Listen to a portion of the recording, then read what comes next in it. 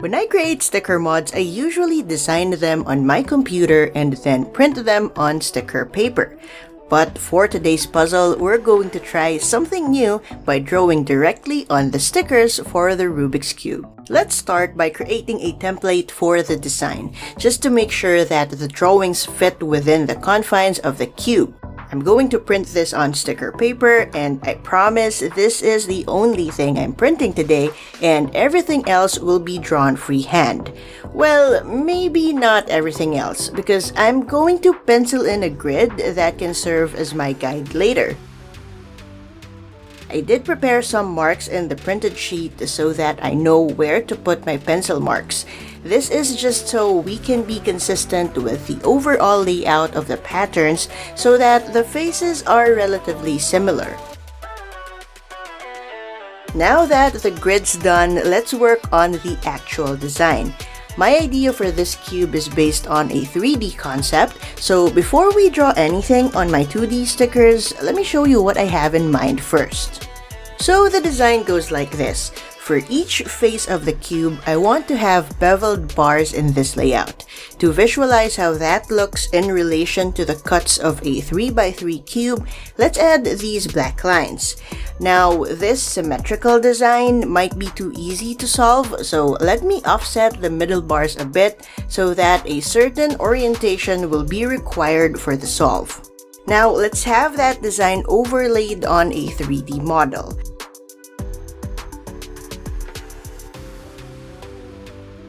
Then, I filled in the hollow areas with black so that the bars stand out better. To show the depth of the bevels in the design, the shading for the bars is very important. But since we just overlaid the same design on all faces, the light source for the shading here isn't consistent throughout the cube. So I reshaded everything, but I'm also not really an expert in figuring out shadows. So for those at home screaming at your screens because I messed up the shading, let me know in the comments how I can do better. Now that we have a 3D guide of what the cube should look like, let's start with the actual build. I started out with the parts that are common across all faces, which include the bevel lines and the black hollow areas. For the shading, I decided to use thick lines for the darkest areas of the bars. Then I switched to a finer pen for the lighter shadows. I left the lightest areas without any shading. Then I erased the penciled guides, and to rest my eyes a bit after adding all those lines, I started unstickering the base cube that we will be using for this build. Next up is a whole lot of cutting and re-stickering.